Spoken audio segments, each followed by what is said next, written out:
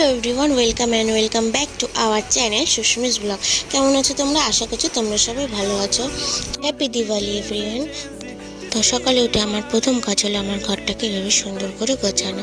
তারপরে কিছু কাজবাজ করে আমি খেয়ে নিলাম সকালে পরোটা আর চানা। তারপরে আমি গেলাম একটু ছাদে কী কী ফুল টুল আছে সেগুলো দেখতে। তারপরে দুপুরবেলার জন্য আমার দিদি রান্না করছিল মাটন।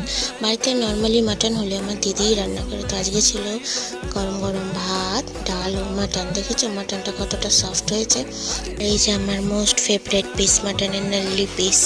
তারপরে বিকালবেলা খেলাম একটু খিচুড়ি, মামা খিচুড়ি এনেছিল। তারপরে এই যে আমিও একটু বাজি ফাটিয়ে নিলাম, দেখো।